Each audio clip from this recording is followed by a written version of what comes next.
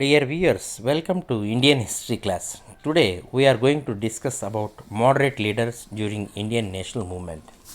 ఈరోజు భారత జాతీయోద్యమంలో మితవాద నాయకులు వారి యొక్క జీవిత విశేషాలు, వారు భారత జాతీయోద్యమంలో వహించిన పాత్ర గురించి చర్చించుకుందాం.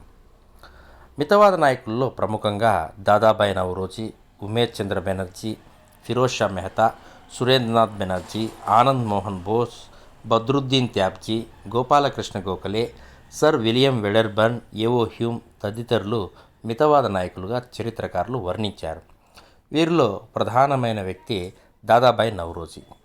దాదాబాయి నవరోజీ 1825లో జన్మించారు. 1825 సెప్టెంబర్ 4న మహారాష్ట్రలో ఖడక్ గ్రామం నందు ఒక పార్సీ మత ప్రచారకుని ఇంట జన్మించడం జరిగింది. బాల్యం నుండే నిస్వార్థ ప్రజాస్వామ్యంకు తన జీవితాన్ని అంకితం చేయడం జరిగింది. భారతీయులందరూ దాదాబాయి నవరోజీని the grand old man of India, భారతదేశపు వృద్ధ మనిషిగా గౌరవంగా పిలిచేవారు. మొదట బరోడా సంస్థాన దివానుగా పనిచేశారు. అలాగే బాంబే నగరపాలక సంస్థ సభ్యునిగా కూడా రాజకీయ అనుభవం సంపాదించడం జరిగింది. అలాగే ది లండన్ ఇండియా సొసైటీ సంస్థను స్థాపించడం జరిగింది. 1886లో భారత జాతీయ కాంగ్రెస్ అధ్యక్ష పదవిని స్వీకరించడం జరిగింది. తిరిగి 1893 కాంగ్రెస్ అధ్యక్ష పదవిని, 1906 కలకత్తాలో జరిగిన కాంగ్రెస్ అధ్యక్ష పదవికి కూడా పార్టీ అధ్యక్షుడిగా ఎంపిక కాబడి పనిచేయడం జరిగింది. తన జీవితకాలంలో డ్రెయిన్ సిద్ధాంతమును బాగా ప్రచారం చేయడం జరిగింది. భారతదేశంలో బ్రిటిష్ వారు ఏ విధంగా సంపదను తరలిస్తున్నారు అనేది the poverty and British rule in India అనే గ్రంథంలో చాలా చక్కగా వర్ణించడం జరిగింది. అలాగే భారతదేశంలో తన యొక్క ఈ జాతీయ ఆదాయము మరియు బ్రిటిష్ వారి దోపిడీ విధానాన్ని గ్రంథ రూపేణ శాస్త్రీయబద్ధంగా నిరూపించడం జరిగింది. దాదాబాయి నవరోజీ లిబరల్ పార్టీ తరపున బ్రిటిష్ పార్లమెంటుకు ఎన్నికయ్యాడు. 1892 నుంచి 95 మధ్య బ్రిటన్ పార్లమెంటు సభ్యుడిగా పనిచేశాడు. ఆ సమయంలో ఐసిఎస్ పరీక్ష ఇంగ్లాండ్ నందు, భారతదేశం నందు ఒకేసారి జరుపుటకు ఒక తీర్మానంను ఆమోదింపచేశాడు. బాంబే, మద్రాస్ రాష్ట్రాల సైనిక బిల్లులను ఆమోదింపజేసినాడు. అలాగే ది లండన్ ఇండియా సొసైటీ అనే సంస్థను స్థాపించి భారతీయుల యొక్క సంక్షేమం కోసం ఆంగ్లేయుల సానుభూతి మద్దతును పొందడానికి ఈ సంస్థ కృషి చేయడం ఆరంభించెను. 1906 కలకత్తా కాంగ్రెస్ సమావేశం నందు కాంగ్రెస్ పార్టీకి అధ్యక్షత వహిస్తూ మొదటిసారి స్వరాజ్య అనే పదాన్ని వాడాడు. జాతీయ లక్ష్యంగా స్వరాజ్యంను తాను పేర్కొనడం జరిగింది. అలాగే లిబరల్ పార్టీ అభ్యర్థిగా పార్లమెంట్లో భారతదేశపు వాణిని వినిపించాడు. ది రస్త్ గఫ్తూర్ అనే పత్రిక ద్వారా అనేక అంశాలను ప్రస్తావించడం జరిగింది. అలాగే మన దేశము భారతదేశమని, మన జాతి భారత జాతి అని, మన మాతృదేశమునకు మనమందరం బిడ్డల వంటి వారని తన ఉపన్యాసాలలో ప్రజల యందు దేశభక్తిని పెంపొందింపజేశాడు. అందుకే అన్నింటికన్నా మిన్నగా నేను భారతీయుడని ప్రతి ఉపన్యాసంలోనూ దాదాబాయి నవరోజీ చెప్పుకోవడం జరిగింది. ఈ విధంగా జాతీయోద్యమంలో పాల్గొంటూ పార్సీ మత సంస్కరణ ఉద్యమానికి కూడా అతను నాయకత్వం వహించడం జరిగింది. దాదాబాయి నవరోజీ నిష్కలంక నిస్వార్థ దేశభక్తుడు, జాతీయవాది. అలాగే గోపాలకృష్ణ గోఖలే మానవునిలో దైవత్వం అంటూ ఉంటే అది దాదాబాయి నవరోజీ నుంచే ప్రతిబింబించునని స్తుతించెను. మరొక మితవాద నాయకుడు ఉమేష్ చంద్ర బెనర్జీ, డబ్ల్యూసి బెనర్జీ. 1848, 1844, 1906 మధ్య తన జీవితకాలాన్ని ప్రస్థానం చేశాడు. భారత జాతీయ కాంగ్రెస్ తొలి అధ్యక్షుడిగా 1885లో ఎంపిక కాబడ్డాడు. భారత జాతీయోద్యమ మహాపితగా ఇతను పిలువబడ్డాడు. దాదాబాయి నవరోజీ స్థాపించిన లండన్ ఇండియా సొసైటీకి సెక్రటరీ జనరల్గా కూడా పనిచేశాడు. అలాగే బ్రిటిష్ హౌస్ ఆఫ్ కామన్స్ పోటీ చేసిన తొలి భారతీయుడిగా చరిత్రలో నిలిచాడు. ఉమేష్ చంద్ర బెనర్జీ బాంబేలో జరిగిన భారత జాతీయ కాంగ్రెస్ సమావేశానికి తొలి అధ్యక్షుడిగా ఎంపిక కాబడ్డాడు. ఫిరోజ్ షా మెహతా పార్సీ మతానికి చెందినవాడు. బాంబేకి మకుటం లేని మహారాజుగా పిలువబడ్డాడు. పోస్ట్ గ్రాడ్యుయేట్ డిగ్రీ పొందిన మొదటి పార్సీగా అతని మతంలో నిలవబడ్డాడు. బాంబే క్రోనికల్ పత్రికను అతను నడిపాడు. దానితో పాటు 1915 బాంబే విశ్వవిద్యాలయానికి వైస్ ఛాన్సలర్గా కూడా పనిచేశాడు. 1904లో సర్ బిరుదును బ్రిటిష్ ప్రభుత్వం ఇతనికి ఇచ్చింది. ఒక గొప్ప విద్యావేత్తగా, గొప్ప మితవాద నాయకుడిగా చరిత్రలో నిలిచిన వ్యక్తి ఫిరోజ్ షా మెహతా. మరొక మితవాద నాయకుడు సురేంద్రనాథ్ బెనర్జీ. 1848లో సురేంద్రనాథ్ బెనర్జీ బెంగాల్లో జన్మించాడు. గొప్ప జాతీయ నాయకుడిగా చరిత్రలో నిలిచాడు. ఇతను బెంగాల్ బ్రాహ్మణ కుటుంబంలో జన్మించాడు. 1869లో ఐసీఎస్ పరీక్ష పాస్ అయ్యాడు.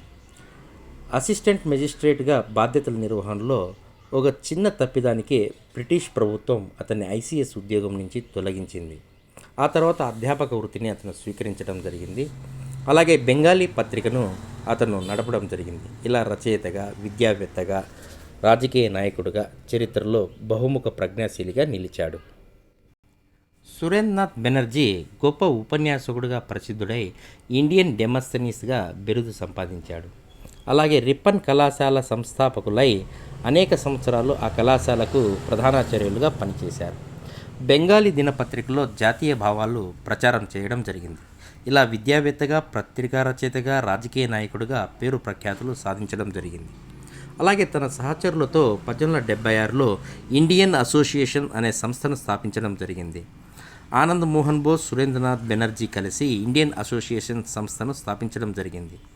ఐసీఎస్ పరీక్షా సంస్కరణలు, దాని వయోపరిమితి తగ్గించడం, ఇండియాలో ఆ పరీక్షను జరపడం లాంటి అంశాలపై Indian association Indian national conference సమావేశాన్ని ఏర్పాటు తలచబెట్టింది. ఈ విధంగా జాతీయ స్థాయిలో రాజకీయ కార్యాచరణ కోసం సమావేశాన్ని ఏర్పాటు చేయడం జరిగింది. అలాగే 1895, 1902లో కాంగ్రెస్ పార్టీకి అధ్యక్షుడిగా సురేంద్రనాథ్ బెనర్జీ ఎంపిక కాబడడం జరిగింది. 1895లో పూనాలో జరిగిన కాంగ్రెస్ సమావేశానికి, 1902లో అహ్మదాబాద్లో జరిగిన కాంగ్రెస్ సమావేశానికి సురేంద్రనాథ్ బెనర్జీ అధ్యక్షత వహించడం జరిగింది. సురేంద్రనాథ్ బెనర్జీ తన ఆత్మకథను a nation in the making అనే పేరిట రాసుకున్నాడు. ఇది అతని జీవిత చరిత్ర పుస్తకం. ఈ విధంగా ఒక రచయితగా కూడా సురేంద్రనాథ్ బెనర్జీ ప్రసిద్ధి సాధించడం జరిగింది. గోఖలే, దాదాబాయి నౌరోజీ వల్లే సురేంద్రనాథ్ బెనర్జీ మితవాద నాయకుడు. ఆంగ్ల పాలన అవసరమని, భారతదేశ అభివృద్ధికి బ్రిటిష్ వారితో సఖ్యతతో ఉంటూ భారతదేశ అభివృద్ధి సాధించాలని అతను భావించడం జరిగింది. 1919 భారత ప్రభుత్వ చట్టం తెచ్చిన సంస్కరణల ప్రకారం రాష్ట్ర మంత్రిమండలిలో అతను స్థానిక స్వపరిపాలన మంత్రిగా ఎంపిక కాబడ్డాడు. ఈ విధంగా రాజకీయ అనుభవం కూడా సంపాదించడం జరిగింది. హెన్రీ కాటన్ అనే చరిత్రకారుడు ముల్తాన్ నుండి చిట్టగాంగ్ వరకు సురేంద్రనాథ్ బెనర్జీ తన వాక్చాతుర్యం వలన ఒక తిరుగుబాటు లేపగలడని, ఒక తిరుగుబాటు అణచగలడని అతని సామర్థ్యాన్ని ఒక్కానించాడు. అలాగే సర్ విలియం వెడర్బర్న్ సురేంద్రనాథ్ బెనర్జీ బహుముఖ ప్రజ్ఞాశీలి అని, పత్రికా సంపాదకుడుగా, విద్యావేత్తగా, రాజకీయవేత్తగా పేరు మోసి భారతదేశము, ఇంగ్లాండ్ దేశాల మధ్య శాంతి, స్నేహ సౌహారాలను పెంపొందించడానికి ఒక దూతగా కృషి చేశాడని ఒక్కానించాడు. ఈ విధంగా గొప్ప మితవాద నాయకుడిగా, దేశభక్తుడిగా, వాక్చాతుర్యం కలిగిన రాజకీయ నాయకుడిగా, విద్యావేత్తగా, పరిపాలనావేత్తగా, మితవాద నాయకుడిగా చరిత్రలో నిలిచిన వ్యక్తి Surendranath Banerjee. British governor general Lytton నిరంకుశ చర్యలను ఖండించి ఇల్బర్ట్ బిల్లు వివాదంలో అతను జైలు శిక్షను కూడా అనుభవించాడు. అలాగే బెంగాల్ విభజన చేసిన లార్డ్ కర్జన్ చర్యలకు నిరసనగా వందే మాతర ఉద్యమం, స్వదేశీ ఉద్యమం నడిపాడు. స్వదేశీ ఉద్యమాన్ని బెంగాల్లో బాగా ప్రచారం చేయడం జరిగింది. ఇలా భారత స్వాతంత్ర ఉద్యమంలో కీలక పాత్ర వహించాడు. ఇక తరువాత నాయకుడు ఆనంద్ మోహన్ బోస్. 1847, 1906 మధ్య అతని జీవిత ప్రస్థానం కొనసాగింది. బ్రహ్మ సమాజంలో ముఖ్య సభ్యుడు. ఇతను శివనాథ్ శాస్త్రితో కలిసి సాధారణ బ్రహ్మ సమాజాన్ని స్థాపించాడు. 1882 బ్రిటిష్ ప్రభుత్వం నియమించిన హంటర్ విద్యా కమిషన్లో సభ్యుడిగా ఉన్నారు. అలాగే 1898 మద్రాస్ కాంగ్రెస్ సమావేశానికి అధ్యక్షత వహించాడు. 1906లో మరణించడం జరిగింది. ఇలా ఒక గొప్ప మితవాద నాయకుడిగా ఆనంద్ మోహన్ బోస్ కూడా చరిత్రలో నిలిచడం జరిగింది. ఇక బద్రుద్దీన్ త్యాబ్జీ తర్వాత మితవాద నాయకుడిగా చెప్పుకోవచ్చు. మూడవ భారతీయ జాతీయ కాంగ్రెస్కు 1887 మద్రాస్ కాంగ్రెస్ సమావేశానికి అధ్యక్షత వహించడం జరిగింది. ముస్లింలలో విద్యా వ్యాప్తికి, ఉన్నతికి, అభివృద్ధికి పాటుపడేందుకు అంజుమాన్ ఈ ఇస్లాం అనే సంస్థను బద్రుద్దీన్ త్యాబ్జీ స్థాపించడం జరిగింది. గోపాలకృష్ణ గోఖలే గొప్ప మితవాద నాయకుడు. 1866లో ఒక పేద చిట్ పవన్ బ్రాహ్మణ కుటుంబం నందు కొల్హాపూర్, మహారాష్ట్ర నందు జన్మించాడు. గాంధీజీకి రాజకీయ గురువుగా ఇతను పిలువబడ్డాడు. అధ్యాపక వృత్తిని ఇతను స్వీకరించడం జరిగింది. ఫెర్గూసన్ కళాశాల, పూనాలో అతను అధ్యాపక వృత్తిని చేపట్టడం జరిగింది. అలాగే బాంబే లెజిస్లేటివ్ కౌన్సిల్ సభ్యుడిగా కూడా పనిచేయడం జరిగింది. పూనా సార్వజనిక సభ కార్యదర్శిగా కూడా అతను పనిచేయడం జరిగింది. 1905 బెనారస్ కాంగ్రెస్ సమావేశానికి అధ్యక్షత వహించడం జరిగింది. 1905లోనే సర్వెంట్స్ ఆఫ్ ఇండియా సొసైటీ సంస్థను స్థాపించడం జరిగింది. గొప్ప వక్తగా, జాతీయవాదిగా, దేశభక్తుడిగా చరిత్రలో నిలిచాడు. ఆచార్య కెఎం ఫణిక్కర్ ఆధునిక భారతదేశ ప్రథమ రాజనీతిజ్ఞుడని గోపాలకృష్ణ గోఖలేని కొనియాడడం జరిగింది. గోపాలకృష్ణ గోఖలే గాంధీజీకి రాజకీయ గురువుగా పేర్కొన్నాడు. 1912లో గాంధీజీ వెంట దక్షిణాఫ్రికా వెళ్ళి అక్కడ జాతి విచక్షణ విధానానికి వ్యతిరేకంగా పోరాటం చేశాడు.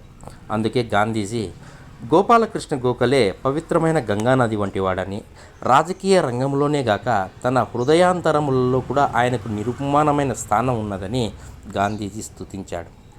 ఉప్పుపై పన్నును కూడా గోపాలకృష్ణ గోఖలే ఆ కాలంలోనే తీవ్రంగా ఖండించాడు. సర్వెంట్స్ ఆఫ్ ఇండియా సొసైటీ సంస్థ ద్వారా రాజకీయ చైతన్యంను పెంపొందించడానికి, అలాగే నిష్కలంక దేశభక్తులు తయారు చేయడానికి ఈ సంస్థ గొప్ప పాత్ర వహించింది. అలాగే భారతీయుల సమస్యలను, పాశ్చాత్యుల సానుభూతిని పొందడానికి కూడా కృషి చేసింది. 1905లో ఇంగ్లాండ్ను గోపాలకృష్ణ గోఖలే సందర్శించాడు. అక్విత్ కంటే బ్రిటిష్ పార్లమెంటేరియన్ గొప్ప వక్త, అతని కంటే గొప్పవాడని, అతని కంటే గొప్ప రాజనీతిజ్ఞుడిని సమకాలీన పత్రికా సంపాదకులు గోఖలే గురించి రాశారు. ఈ విధంగా గోఖలే గొప్ప వక్తగా, గొప్ప జాతీయ నాయకుడిగా, దేశభక్తుడిగా, మితవాద నాయకుడిగా చరిత్రలో నిలిచాడు. అందుకే బాలగంగాధర తిలక్ ఇతన్ని భారతదేశ వజ్రమని, మహారాష్ట్ర రత్నమని, కార్యకర్తలలో రాజని కొనియాడడం జరిగింది. గోపాలకృష్ణ గోఖలే బాంబే శాసనసభలో మాట్లాడేటప్పుడు బ్రిటిష్ అధికారులు అనేక రుజువులు, సాక్ష్యాలతో సాధికారికంగా చాలా జాగరూకతతో వ్యవహరించేవారని ఆనాటి సమకాలిక రచయితలు తెలపడం జరిగింది. ఇలా ఏ అంశంపైనైనా సాధికారికంగా మాట్లాడే గొప్ప వక్తగా చరిత్రలో నిలిచారు. గొప్ప వక్త, గొప్ప జాతీయవాది, మితవాద నాయకుడు, దేశభక్తుడు గల ఒక గొప్ప మితవాద నాయకుడు గోపాలకృష్ణ గోఖలే. సర్ విలియం వెడర్బర్న్ 1838 1918 మధ్య అతని జీవిత ప్రస్థానం కొనసాగింది. భారత జాతీయ కాంగ్రెస్ స్థాపనలో హ్యూమ్కు చాలా సహకరించడం జరిగింది. అలాగే 1889లో జరిగిన కాంగ్రెస్ సమావేశానికి అధ్యక్షుడిగా ఎంపిక కాబడ్డాడు. 1910 అలహాబాద్లో జరిగిన కాంగ్రెస్ సమావేశానికి అధ్యక్షుడిగా ఎంపిక కాబడ్డాడు.